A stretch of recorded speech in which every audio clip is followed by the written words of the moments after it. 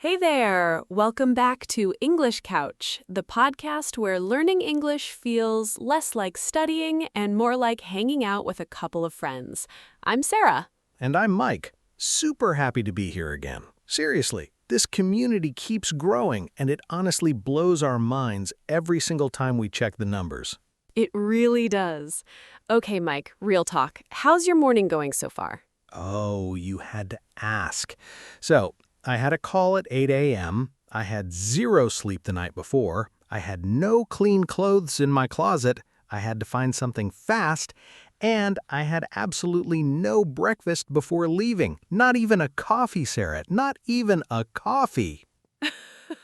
That is a full-on disaster. No coffee is basically a medical emergency. I have never felt so unprepared in my entire adult life, and that is saying something. Okay, wait. But did you notice something just now? What do you mean? You just used the word have about 7 times in a row. I had a call, I had no sleep, I had to find something, I had no breakfast, I have never felt. That's one word doing a ton of heavy lifting. Okay, yeah, you're right. I didn't even notice. That's exactly why we're covering it today. Have is one of the most used words in the English language, and it has 12 completely different uses. 12! And by the end of today's episode, all 12 are going to feel totally natural to you. No grammar overload, no heavy rules, just real conversation. Exactly. Let's do it. But before we jump in, check the pinned comment right now. We've left a question there just for you. Drop your answer below because we genuinely read every single one. Okay, Mike, let's get into it. Okay, so use number 1 is have for possession. Things you own, things that belong to you. Mike, what do you have? Like, what do you actually own that you probably shouldn't? Oh, wow, okay. I have way too many coffee mugs. I have a guitar I literally cannot play. And I have a treadmill that works perfectly as a clothes hanger. The guitar. Every person on Earth has a guitar they don't know how to play. It's universal. 100%. So that's have for possession. I have a car. She has a beautiful apartment. They have a huge backyard. And remember, for I, you, we, they, it's have. For he, she, it, it's has. What do you have at home that you never use? Tell us in the comments. We're curious. Use number 2 is have for activities and experiences. When you do something, participate in something, or experience something. Like, I had a call this morning, have a meeting, have breakfast, have a shower, have a conversation. All activities, all with have, never do. You would never say, I did breakfast. That sounds really strange. You say, I had breakfast. Always. What did you have for breakfast today, Mike? I had absolutely nothing. Which we already established was a crisis. We're going to have a conversation about your morning routine after this. See, even that. We're going to have a conversation. Have is everywhere. Use number 3, have for relationships and the people in your life. Mike, do you have brothers or sisters? I have one older sister. She has her life completely together. Mine, not so much. Does she have a treadmill she actually uses? She probably runs outside every morning. Have describes the people in your life. I have a great team at work. She has a really supportive family. He has close friends from college. And siblings, that's the word for brothers and sisters together. Really useful word. How many siblings do you have? That's the natural way to ask it. Use number 4, have, for describing how someone looks or what something contains. She has green eyes. He has a really warm smile. The apartment has 2 bathrooms. And this is super important. You always use has or have for features. Never is. Please never say, she is brown eyes. That's terrifying. Always, she has brown eyes. He has broad shoulders. The office has big windows. How would you describe yourself, Mike? I have dark hair. I have very tired eyes right now, and I have an expression on my face that still hasn't recovered from this morning. Use number 5. Have for health and illness. When something feels wrong physically, I have a headache. She has a cold. He has a fever. Sarah, do you have a toothache? I feel like you mentioned something about a dentist earlier. I do, yeah. I've had this dull ache for about a week now. Dull. Guys, dull here means not sharp or intense. It's a low-level feeling that just doesn't go away. A dull ache isn't terrible, but it's always there. Exactly. I have a dull headache, not unbearable, but persistent. And yes, I have a dentist appointment, which is why I can't ignore it anymore. Classic. We always wait until we have no choice. Use number 6. Have for food and drink. What you eat, what you drink. Sarah, what did you have for dinner last night?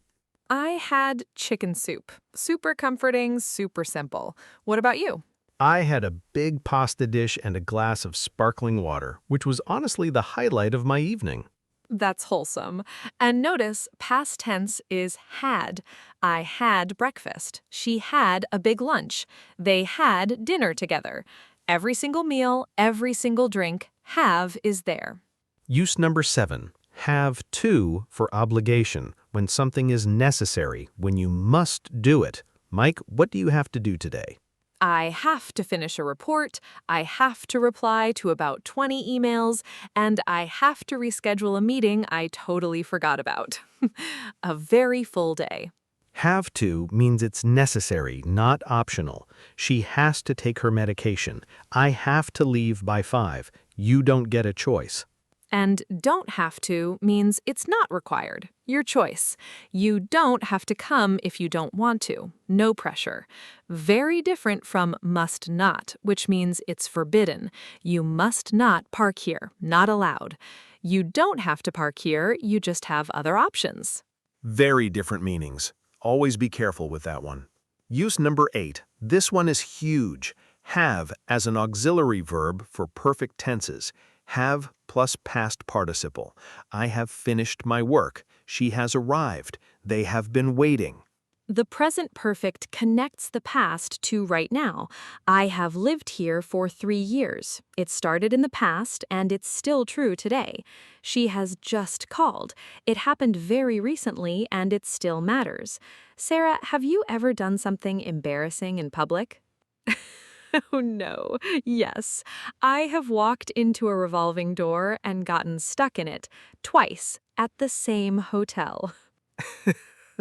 Have you learned anything from this? I have learned to always slow down near doors. See that? I have learned. Past experience connected to present lesson. That's the present perfect doing its job. Use number 9. This one surprises a lot of learners. Have something done. When someone else does something for you. I had my car washed. Did I wash it myself? No. Someone did it for me. She had her apartment repainted. She didn't paint it herself. She arranged for someone else to do it. Mike, have you had anything done recently? I had my laptop repaired last month. Definitely did not fix it myself. I wouldn't know where to start. We're having the podcast studio reorganized next week. Workers are coming in. We arranged it. Have something done. Always that structure. Have plus object plus past participle. Use number 10. Have in fixed expressions and phrases. There are so many of these in everyday English. Have fun. Have a look. Have a rest. Have a go. Have a word with someone. That one's really useful. It means to speak to someone briefly about something specific. Can I have a word with you? I need to bring something up. She had a word with her manager about the new schedule. Very common, especially at work. Professional, but totally natural. And have a go. It means try it. Give it a shot.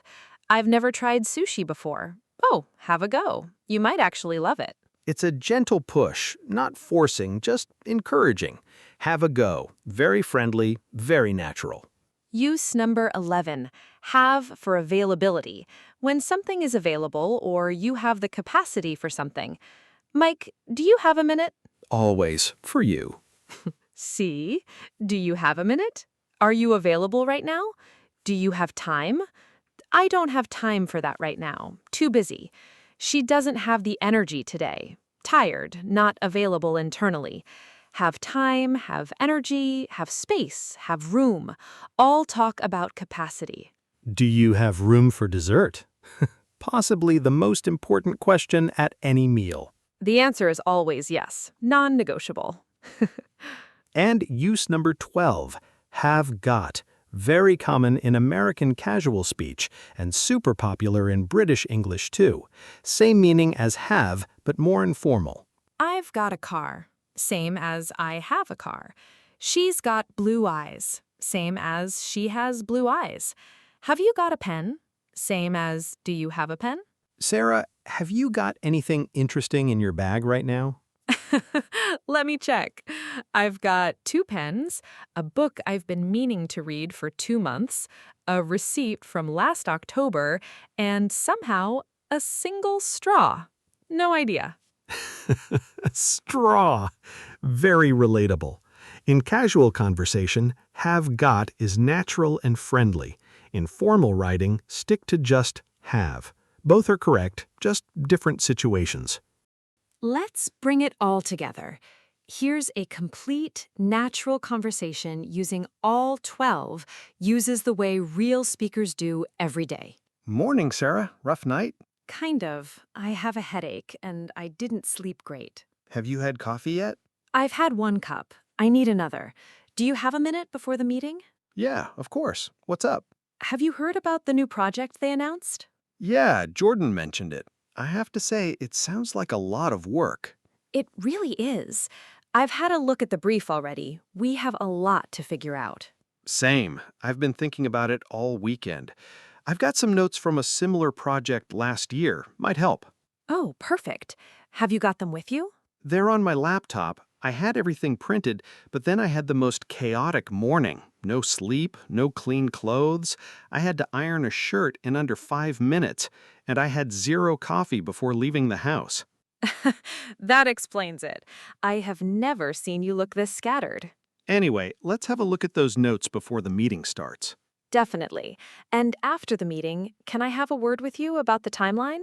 Of course. Oh, and I have to leave a little early today. I have a dentist appointment. Have you got a toothache? I've had this dull ache for a few days. I had it checked last month, but I should have gone back sooner.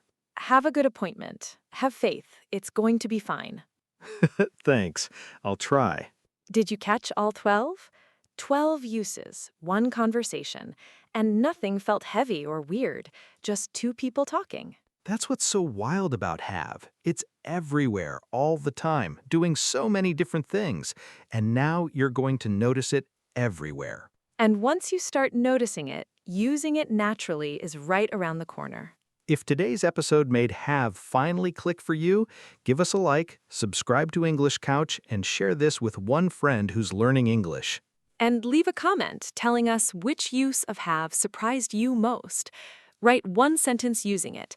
We read every single comment. Thank you for being here. See you in the next episode. Keep learning, keep practicing, and keep growing. Take care, everyone.